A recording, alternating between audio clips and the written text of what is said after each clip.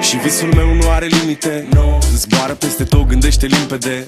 Mă îndrumă după cum îmi pun în minte toate gândurile. Să fac totul ca la carte, să rup rândurile. Că poate azi nu, dar mâine sigur nu-i la fel. Trage de mine caracterul meu de fier. Că baie ploaie, vând niciun curcubeu. Dar ci că toate astea doar în capul meu. Și zice du-te, nu mai sta. Tu chiar nu vezi cât ai întârziat deja. Aruncă-ți toate visele într-o geantă și pleacă. Grăbește-te că trenul ăsta nu așteaptă. Dar eu știu deja că vreau cu totul altceva. Închide ochii, poți imagina că lumea e a ta și în plus poți să sari sus, sus, sus.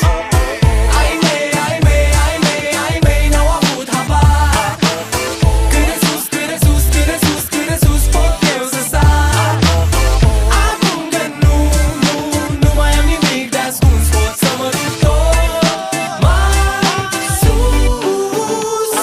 Mai sus, tot mai sus, tot mai sus, tot mai sus, sus, sus. Și poate-ți dau totul peste cap, că poate fac doar lucruri care îmi plac. Poate nu mă îmbrac la costum, poate nu spun minciuni. Sunt liber să fiu stăpân pe ce fac și ce spun, știi? Nimic nu mai e la fel. Copilăria s-a maturizat sever.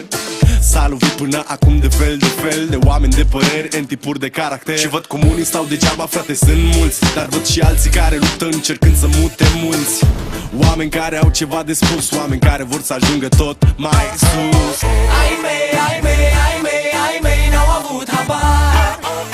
Cât de sus, cât de sus, cât de sus, cât de sus pot eu să sar. Acum că nu mai am nimic de ascuns, pot să mă duc tot mai sus. Ai mei, ai mei, ai mei, ai mei n-au avut habar. Cât de sus, cât de sus, cât de sus, cât de sus pot eu să sar. Acum că nu mai am nimic de ascuns, pot să mă duc tot mai sus. Pot să mă duc tot mai sus. Pot să mă duc tot mai sus. Mai sus, sus, mai sus, Mai sus, tot mai sus, sus, mai sus, sus, mai sus, sus. mai sus, tot mai sus.